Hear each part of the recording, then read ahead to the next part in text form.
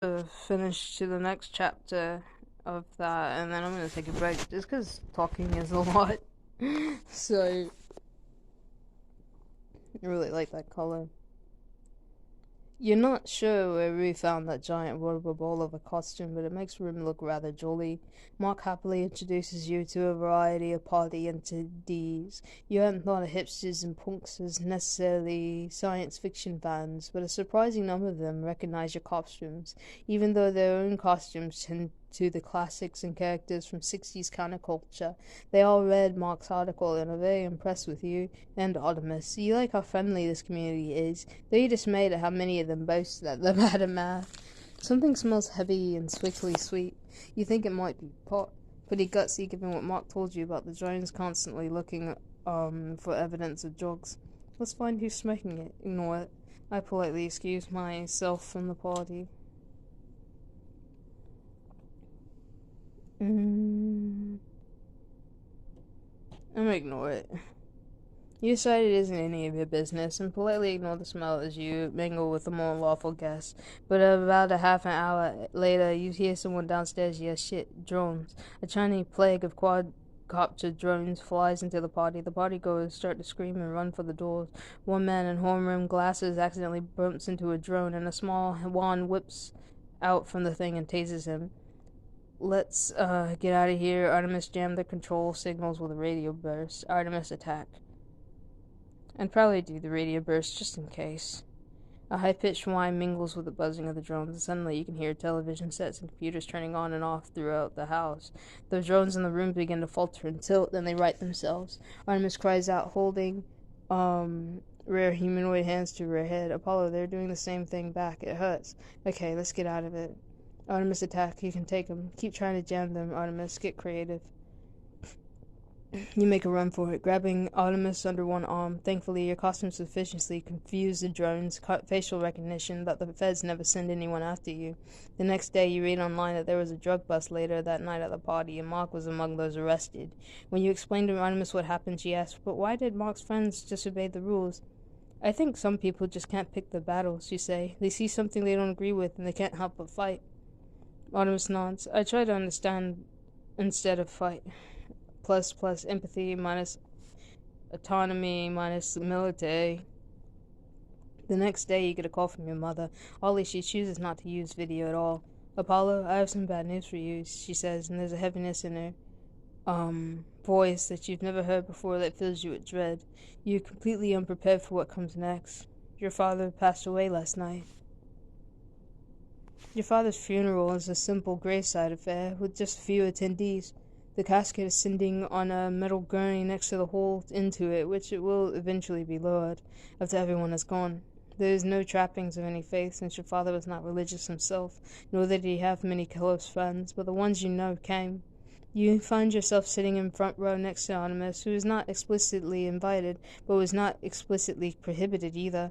Artemis seems overwhelmed by the sadness in the air. You have never seen Rem so glum. Your mother, wearing a black dress and veil, goes up to stand next to the casket.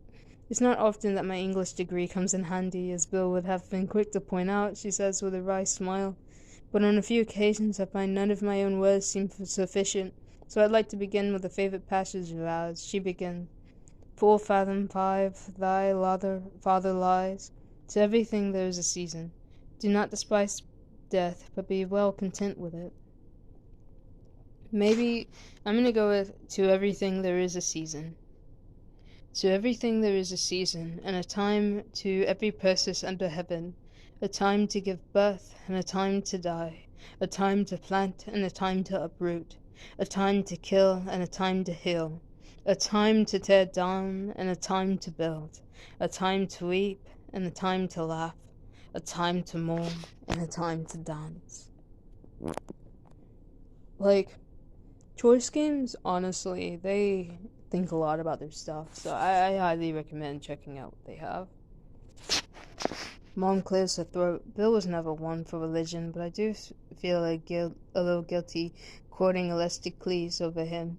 But I'd like to think he would agree with the sentiment that this, too, is a natural way of things. When we talked about his fainting spells and then strokes, he always seemed relatively calm about it. When it's time to go, he said. Meanwhile, I don't want everyone to worry about me. Bill wanted you to take advantage of your time to laugh. You can mourn him later, and now that he is gone, it is right for us to be sad. It is also right for us one day to laugh again. You glance at Artemis, who seems very interested in this idea that there is a time and place for everything, plus grace, plus empathy. You sit through a few more of your father's friends giving recollections of him. He was brilliant, they say, but you also get the feeling he was not always there for his friends, that he was lost in his own world. They never say he was kind or that he was full of love. Indeed, he always seems distant to you as well. After the service, you walk up to your father's casket and place your hand on it. What have you resolved to do in light of his death? I must work on technology that is better able to remove tumors like the one Dad had. I must not be remembered only for my intellect, but for my kindness as well. I must find out more about why Dad died and whether I'm genetically at risk. Moved by the quote from XRYXIX, I decided I must remember to experience everything life has to offer.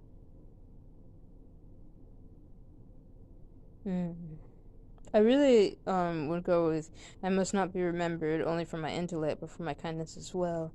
But move for the quote from Ulysses, please. It really felt like a whole kind of experience and like really like trying.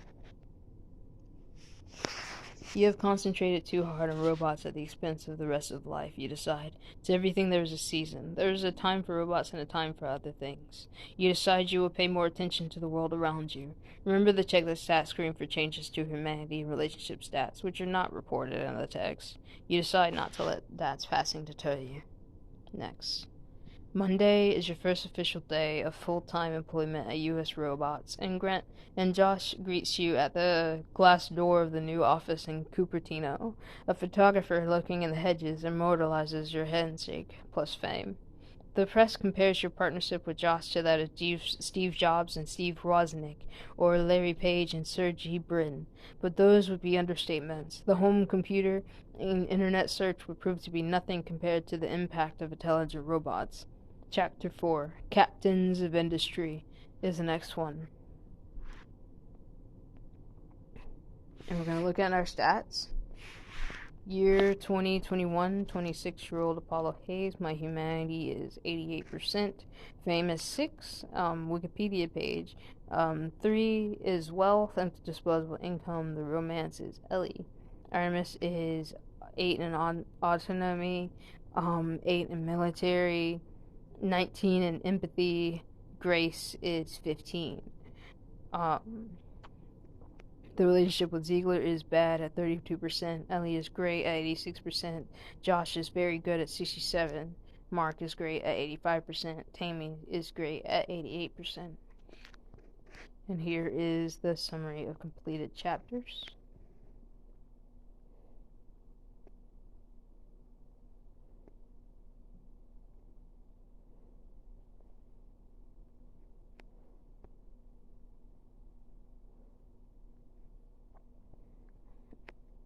For Chapter 3, you gave Mark an interview and allowed Mark to come back to your place to interview Artemis. Mark invited you to his place to try and get to know you better. There, you found that drones often harassed Mark because of various automated algorithms had marked him as suspicious.